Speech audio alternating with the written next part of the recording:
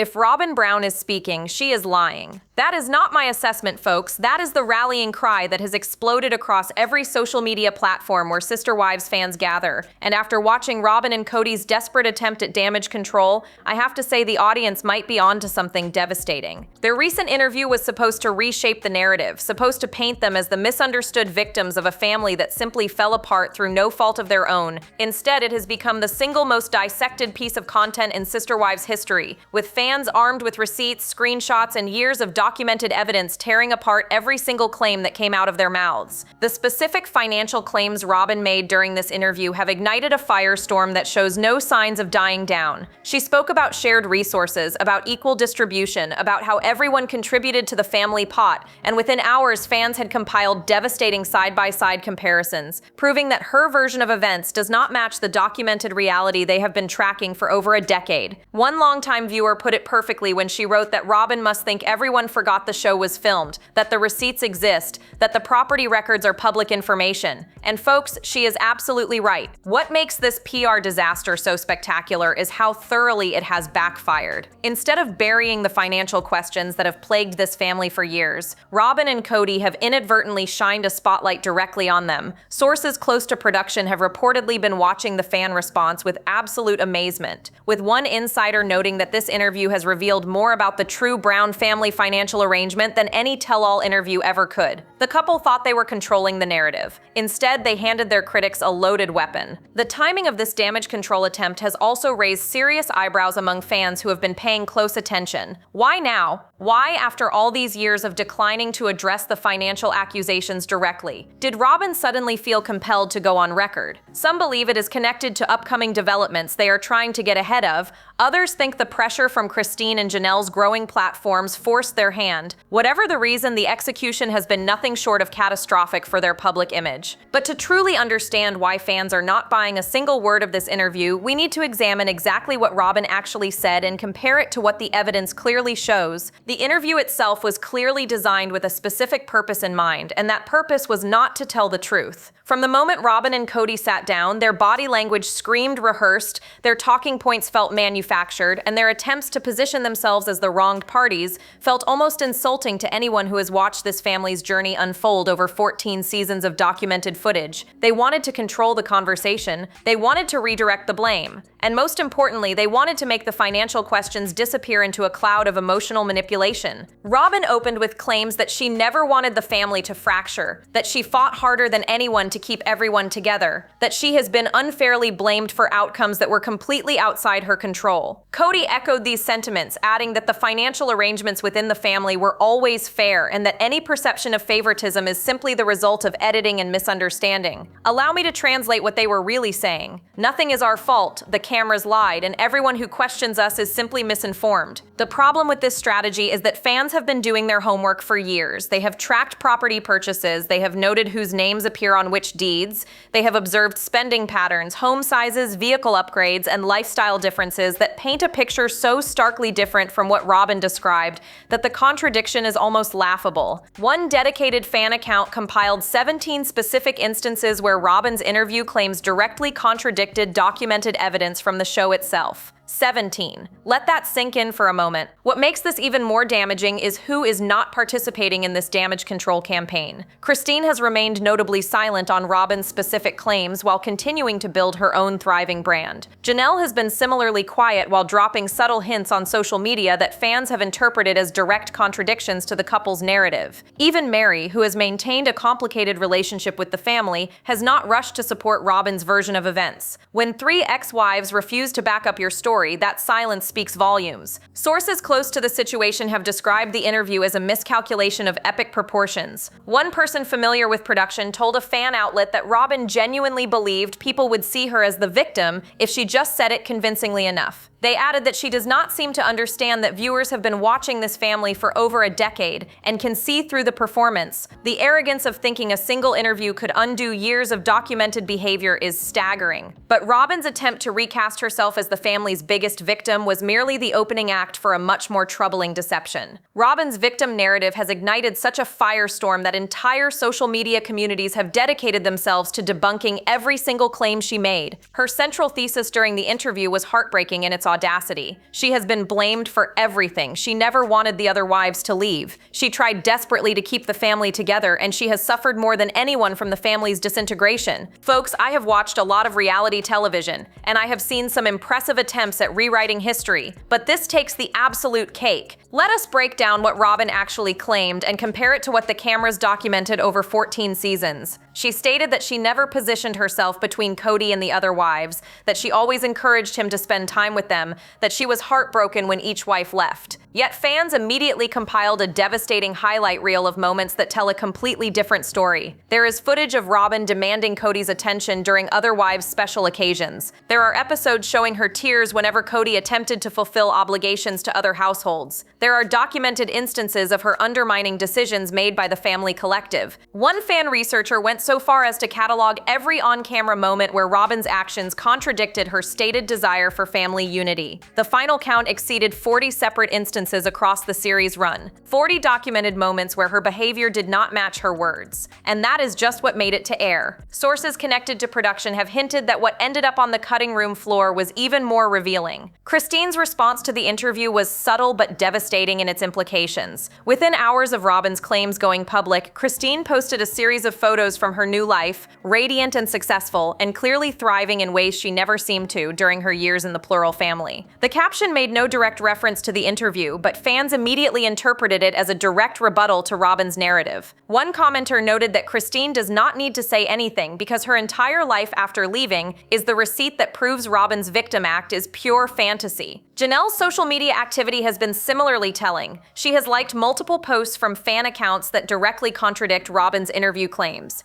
She has engaged with content that questions the financial arrangements within the family, and perhaps most pointedly, she has continued to discuss her own experiences in ways that cast serious doubt on the equal treatment narrative Robyn is desperately trying to sell. When your former sister wife is passively endorsing content that calls you a liar, your damage control campaign has categorically failed. But the victim performance was merely the warm-up act for what fans consider the real deception at the heart of this interview. And when they started following the money trail, the picture that emerged was absolutely damning. When fans began meticulously tracking the Brown family finances, what emerged was a pattern so clear and so troubling that Robyn's claims of equal treatment became almost laughable. The employment history alone tells a story that directly contradicts everything she said in that interview. Janelle worked consistently throughout the marriage, often holding down jobs that kept the family afloat during lean years. Christine managed the household and homeschooling duties for all the children, contributing labor that has real economic value even if it did not come with a paycheck. Mary built multiple side businesses, from her LuLaRoe enterprise to her bed and breakfast investment, always hustling to contribute. And Robyn, well, let us be brutally honest here. Her documented employment history before joining the family was spotty at best, and her contributions after became a subject of intense debate among fans who have tracked these details obsessively. One financial analyst, who happens to be a devoted Sister Wives viewer, broke down the numbers in a viral post. They calculated the estimated income each wife brought to the family over the years, compared it to the lifestyle each wife enjoyed, and concluded that the disparity was not just unfair but mathematically impossible to explain without acknowledging deliberate favoritism. Robyn's pre-Kody financial situation has become particularly relevant to this discussion. She came into the family with significant debt, including obligations from her previous marriage that became the family's responsibility. Fans have never forgotten the scene where her debt was revealed, nor have they forgotten how quickly her lifestyle improved once she became Mrs. Brown. Number 4, within a few years of marrying Kody, she went from struggling financially to living in the most expensive homes the family occupied, a transformation that raises serious questions about where those resources came from. The property records tell an even more damaging story. Fans have tracked which names appear on which deeds, and the pattern is undeniable. When major purchases were made, when significant investments were secured, the documentation consistently favored Robyn's household. One real estate observer noted that if you just looked at the property records without knowing anything about this family, you would assume there was one wife and some distant relatives, not a plural family that supposedly shared resources equally. Sources who have observed the family dynamics closely have offered their own assessments of the financial arrangement. One individual with knowledge of production finances suggested that the TLC money, which should have been divided among all households, seemed to flow disproportionately in one direction. They described it as watching someone win the lottery while their siblings scraped by on minimum wage, all while claiming everyone got an equal share. The audacity of maintaining this fiction while the disparity was being filmed is genuinely remarkable. But when fans discovered the truth about the Coyote Pass land deal, everything they suspected about the Brown family finances suddenly came into devastating focus. The Coyote Pass property has become the smoking gun in what fans are now calling the Brown family financial scandal,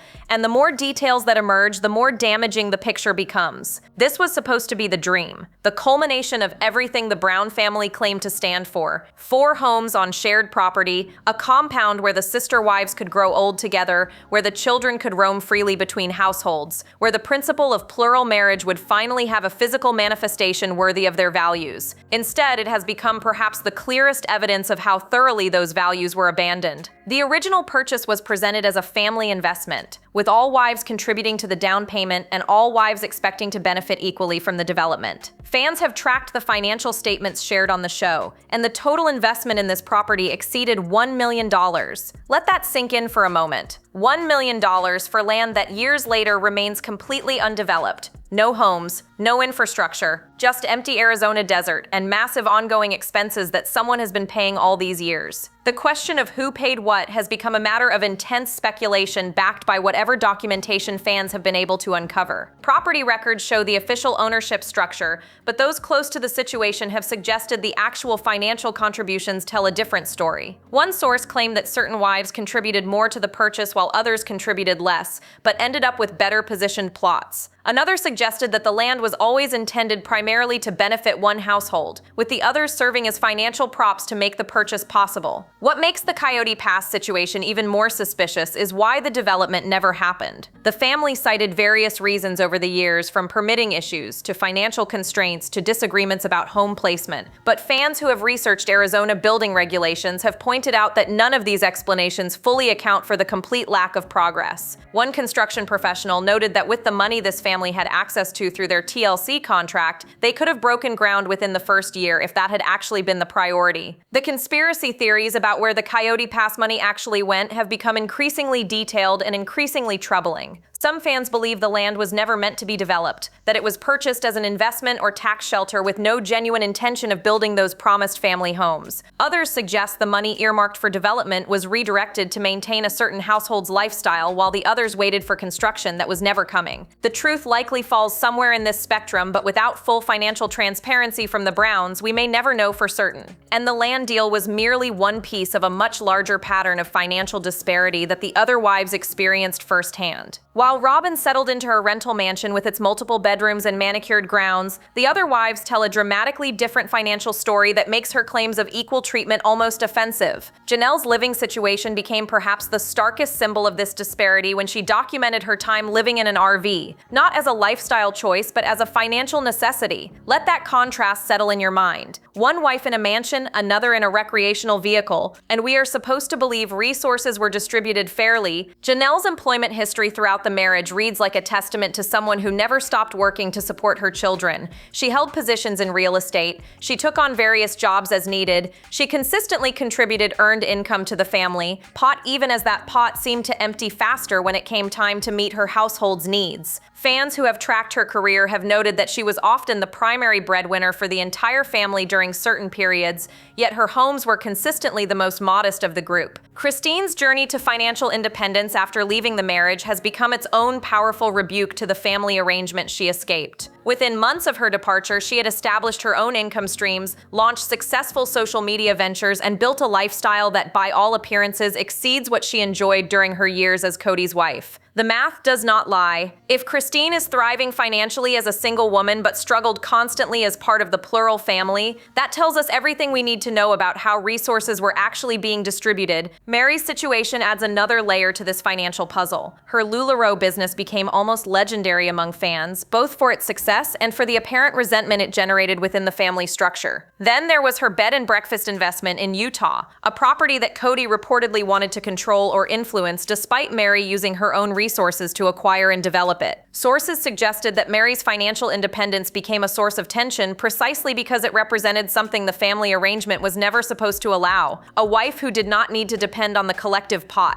The contrast between these three women's financial experiences and Robyn's documented lifestyle became so stark that even casual viewers who had no interest in the deeper drama started asking uncomfortable questions. How does one wife get the mansion while another lives in an RV? How does one wife's children receive elaborate gifts while others go without? How does equal distribution result in such visibly unequal outcomes? The answer, according to fans who have analyzed this situation exhaustively, is that equal distribution was always a fiction. The disparity had become so obvious that even attempting to deny it required a level of delusion that fans found genuinely insulting to their intelligence. The favoritism evidence that fans have compiled goes so far beyond speculation that calling it a theory almost feels disrespectful to the documentation involved. These are not angry viewers making baseless accusations. These are people who have spent years creating detailed comparisons of how resources were distributed across the Brown family households, and the results are devastating for anyone trying to maintain the fiction of equality. The side-by-side comparisons that have gone viral tell a story that no amount of damage control interviews can overcome. Start with the homes themselves. Throughout the series, fans tracked the square footage, the amenities, the locations, and the rental or purchase prices of every residence occupied by the Brown family. The pattern was unmistakable. Robyn's homes were consistently the largest, the nicest, and the most expensive. Her Flagstaff rental exceeded $900,000 in value, while other wives lived in considerably more modest circumstances. One fan created a visual graphic showing the home progression for each wife, and the disparity was so stark that it looked almost intentional, which many believe it was. The gift-giving episodes have become particularly notorious among the fan community. Viewers documented instances where Robyn's children received expensive presents while other children in the family received noticeably less or nothing at all. There were birthday celebrations that seemed lavish for some and perfunctory for others. There were holidays where the distribution of attention and resources seemed to favor one household, so obviously that even sympathetic viewers were forced to acknowledge the imbalance. Time and attention followed the same skewed distribution. Fans calculated, using episode timestamps and documented schedules, how much time Kody spent with each wife during various seasons of the show. The results were exactly what anyone paying attention would expect. Robyn received the overwhelming majority of his presents, while other wives waited days or weeks between meaningful visits. One particularly obsessive calculation suggested that Robyn received more one-on-one time in a single month than Christine received in an entire season. Robyn's own past statements about equality have come back to haunt her with devastating effect. Fans have compiled clips of her speaking earnestly about fair distribution, about making sure everyone received equal treatment, about the importance of the sister-wife bond. These clips have been edited alongside the documented reality of how resources actually flowed,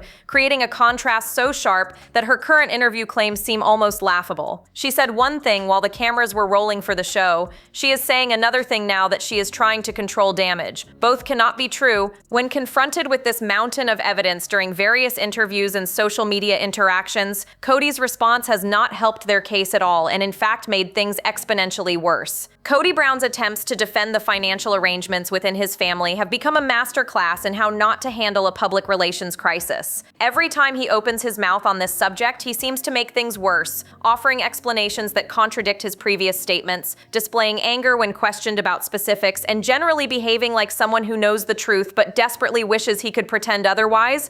His defensive spiral has provided fans with some of the most damning material in their extensive documentation project. His specific claims about providing equally for all households have been debunked so thoroughly that continuing to make them seems almost delusional. He stated in one interview that every wife received the same financial support, that he made sure resources were distributed fairly, that any perception of favoritism was simply incorrect. Fans responded within hours with property records, spending documentation, and episode clips that proved the exact opposite. One viewer compilation of Kody's contradictory statements about money has been viewed over 2 million times, turning his own words into the evidence against him. The highlight reel of Kody's financial contradictions throughout the series has become legendary among sister wives communities. In one season, he spoke about the importance of equal distribution. In another, he admitted that some households received more support than others based on need. In yet another, he suggested that whoever contributed more deserved more in return. These positions cannot all be simultaneously true. true, and fans have noted that the only consistent thread is that whatever justification Kody offers at any given moment seems designed to excuse whatever favoritism is being questioned at that time. Perhaps the most revealing moment came when Kody was questioned directly about the disparity in living situations during one of his recent appearances. His body language shifted immediately, his jaw tightened, his eyes narrowed. He became visibly defensive in a way that experts in nonverbal communication have described as classic tells of someone who knows they are in an indefensible position. One body language analyst who reviewed the footage noted that Kody displayed multiple indicators of deception, including speech pattern changes, physical distancing, and what they described as manufactured outrage designed to shut down legitimate questioning. Sources close to the situation have suggested that Kody genuinely believes his own narrative, which might be the most troubling aspect of this entire situation. One insider described it as watching someone who has gaslit himself along with everyone else. They noted that Kody seems to have convinced himself that the arrangement was fair, even as the evidence of favoritism played out on national television for over a decade. Whether this represents genuine delusion or calculated performance remains a matter of debate among those who have observed him closely. But all of Kody's fumbling attempts to defend the indefensible pale in comparison to one specific claim Robyn made during their damage control interview,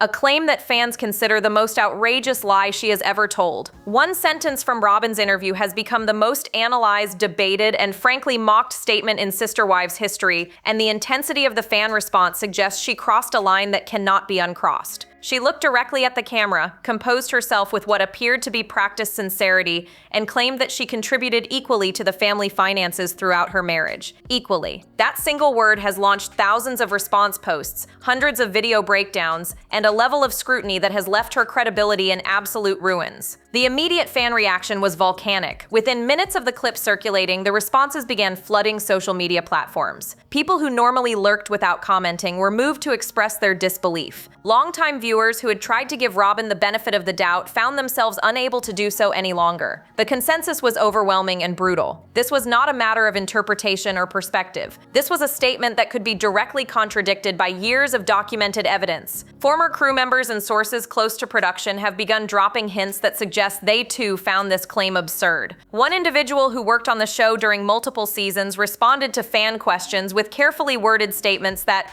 while not directly calling Robyn a liar, made clear that her characterization of the financial arrangement does not match what they observed. Another source told a fan outlet that everyone who worked on that set knows exactly how the money flowed, and it definitely did not flow equally. These are not random internet commenters making speculation. These are people with first-hand knowledge offering veiled contradictions to Robyn's claims. This particular lie connects to a larger pattern that fans have documented for years. A pattern of manipulation that extends far beyond finances into the emotional and psychological dynamics of the family. Robyn has consistently positioned herself as the reasonable one, the peacemaker, the wife who just wanted everyone to get along. Yet the evidence suggests something quite different. Her behind-the-scenes influence, her emotional appeals that always seemed to benefit her household, her tears that appeared strategically timed to redirect conversations, all of it points to someone far more calculating than the image she projects. The psychological impact of watching someone lie this brazenly about verifiable facts has affected how fans process everything else, Robyn says. One commenter captured this sentiment perfectly when she wrote that the financial lie broke something in how viewers see Robyn. She continued that now every statement is suspect, every tear seems fake, every claim requires evidence before it can be believed. The trust is gone, and Robyn put the final nail in that coffin herself. Now the question reverberating through every Sister Wives community is simple but profound. What happens next for the Brown family empire now that this damage control has so spectacularly imploded? The aftermath of this failed damage control campaign has left the Brown family brand in perhaps its most precarious position since the show began, and the ramifications are still unfolding in real time. What was supposed to be a reputation rehabilitation has instead accelerated every negative trend that Robyn and Kody were trying to reverse. Viewers who were on the fence have been pushed firmly into the critics' camp. Casual fans who did not follow the drama closely are now fully invested in documenting the family's contradictions. Even media outlets that typically cover celebrity news with a neutral tone have adopted language that makes clear they are not buying the narrative being sold. The speculation about the show's future has intensified dramatically since the interview aired. Industry insiders have suggested that TLC is watching the fan response very carefully, calculating whether the Brown family still represents a viable property or whether the backlash has made them too toxic to continue. interview. One source with knowledge of network discussions indicated that the conversation has shifted from how to frame the next season to whether there should be a next season at all. The damage control was supposed to save the franchise. Instead, it may have sealed its fate. If the show does return, fans are debating whether TLC will address the controversy directly or attempt to pretend it never happened. Neither option seems particularly appealing for the network. Acknowledging the financial scandal means giving it oxygen and potentially legal complications. Ignoring it means losing credibility with an audience that has made clear they will not accept being treated as fools. One media analyst described it as a no-win situation entirely of Robyn and Kody's own making, noting that networks hate being put in positions where every choice is bad. Meanwhile, the other wives continue building platforms that represent exactly what Robyn's interview was trying to prevent. Christine's social media presence has grown exponentially, her engagement rates exceeding anything the official Sister Wives accounts achieve. Janelle has cultivated her own following with content that subtly but unmistakably contradicts the narrative Robyn and Kody are pushing. Even Mary has found her footing in the post-family landscape, building connections with fans who appreciate her willingness to move forward authentically. The court of public opinion has rendered its verdict, and it is not in Robyn's favor. The final irony is that Robyn's desperate attempt to control the narrative has given fans exactly what they needed to solidify their conclusions about her character. Before the interview, the accusations of manipulation and financial scheming were theories supported by evidence. After the interview, they feel like confirmed facts that even she cannot hide anymore. She handed her critics proof of everything they had been saying, wrapped in a bow of documented lies that can be rewatched and analyzed forever. Do you think Robyn and Kody will ever admit the truth about the family finances, or is this the lie they will take to their graves? Drop your thoughts below and let the community know where you stand on the Brown family financial scandal.